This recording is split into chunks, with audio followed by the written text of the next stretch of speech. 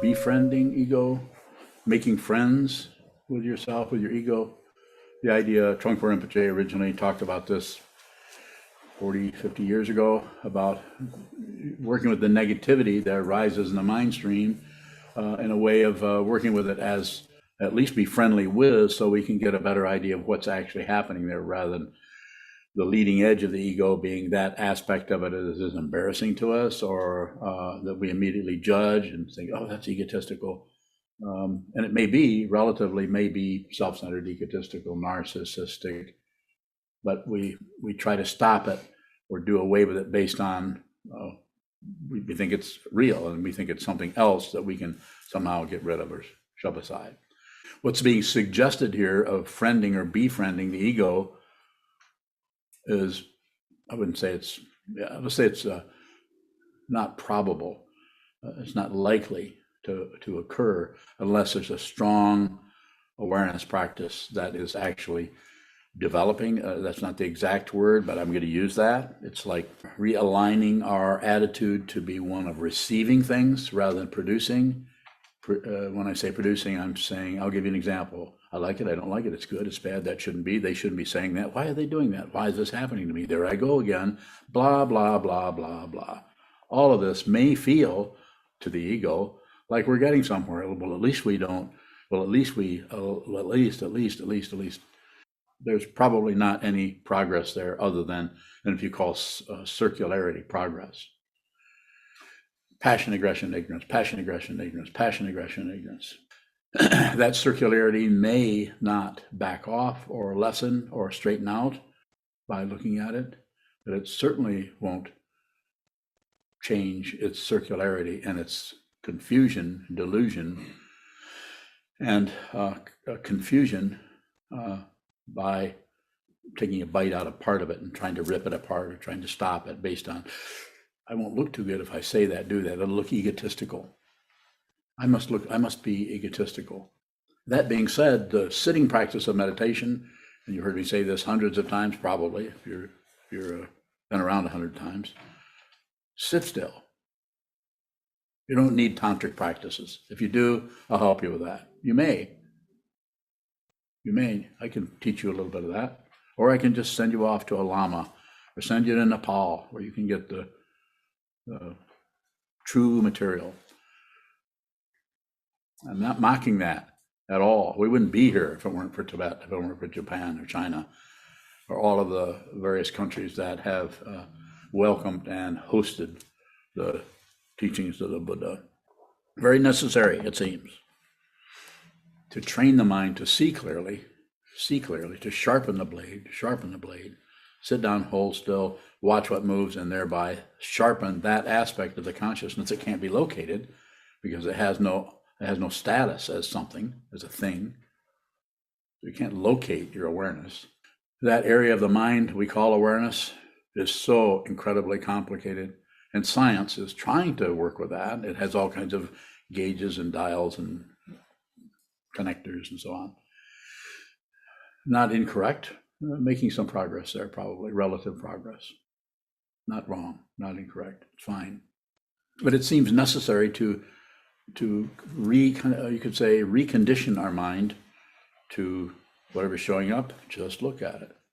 The other way is observe. The other word is observe. The other word is receive it, observe it.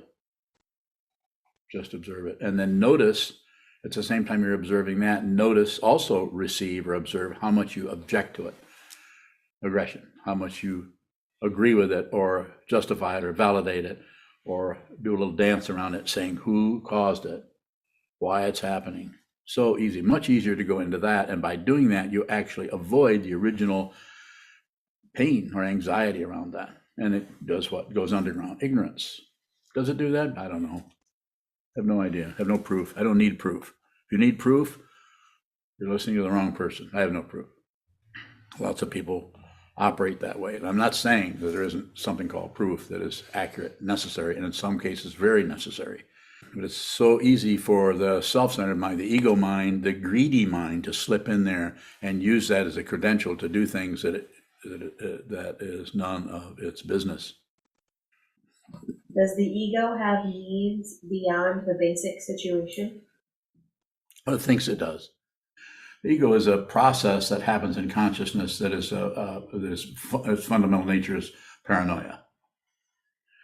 And it's tied in with belief that you're just a body, that there isn't anything else but just this body situation. Sometimes it's been said, I don't necessarily agree with this, but there's something to it. You can't really transcend an ego unless it's a healthy ego. You can't transcend someone with low esteem can't do this. But I think that's too big of a blanket statement. It's much more subtle than that. Geez, I'm bowing. Is there some degree of mental stability required to practice shikantaza? Some people, maybe that's where you're going, some people should not be practicing shikantaza. They should be talking to a therapist, not shikantaza. And those people weed themselves out because shikantaza is extremely hard to do. It might not be too hard the first few days, few weeks, few months. It gets harder because you get closer and closer and closer to that fundamental realization that everything you thought was true and you were depending on, you were leaning on, is untrue. So it can get quite frightening. You just said it's a conceptual contraction. What does a conceptual contraction do to us? It contracts. It contracts the awareness and brings it down. It's kind of a way of hoarding things. So we don't want too many things to get out there and out of our control, of wandering around like orphans. We need to keep those in our little clan of me, and my stuff, my ideas, my opinions. They're extremely intelligent people that are doing this in some way. I'm not accusing anyone of anything. But if you listen to somebody, I'm just going to pick on somebody and I'll compliment the person first because they're extremely intelligent. I think his name is Jordan Peterson. That's the fellow's name. I got his name wrong. Brilliant fellow, as is his daughter. Brilliant. I mean, really, really intelligent, way higher intelligence level than I have. And I'm not being this is not humility. It's just the truth. So I'm thinking the thinking processes. I was blessed with not being so smart. So I was able to really look at this instead of use my intellect to cover up what I needed to see. A lot of scholars, I'm not going to name names here, but cover up what they need to see by being so brilliant about how to describe it. They're just masters of discussing emptiness and pratica samutpada or whatever. And we all study those, don't we? It's not a judgment. It's just saying there are different ways of handling what shows up in your mind stream. And one of them is intellectual, but you can get trapped by that because you find out that you actually can say this in such a way that other people go, whoa. Sokuzan, earlier you talked about shikantaza and how that gets more and more difficult as we continue. Mm-hmm. What does befriending our ego look like as we go further along that practice? You're much more familiar with it and you're much less concerned with what it does or how it shows up. There's actually no one, if you get so you can just look back and you can see the ego, but you also see it's unreal. It has no status. It's still there. It still might be the image I've come up with a few years ago. I'd say it's like a clown on the roof. It's a clown because it's unreal. It's made up. It's imitation, and it's trying to do something or say something. But it's on the roof because it's still around. You're not getting rid of it, but it doesn't have any access to you, whatever you happen to be doing, whether you're sitting or eating dinner or visiting with someone or listening to music. It doesn't come in and enter in necessarily. Just an image, yes. Sokuzan, does that contrast between the clown on the roof and what is seeing the clown on the roof collapse? It's already happened. It's happened before you saw it. Not separate. Nothing is separate from anything else.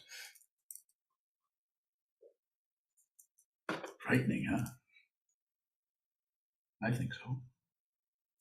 But do it anyway. Do it for your life. Do it for all beings. Save all beings. Put others before yourself. And how do you do that? You see how impossible that is to do. You can't really do it. We're just too self-centered and greedy, but we just do it anyway. Plenty of room for questions there. I'm ready to respond to whatever you bring this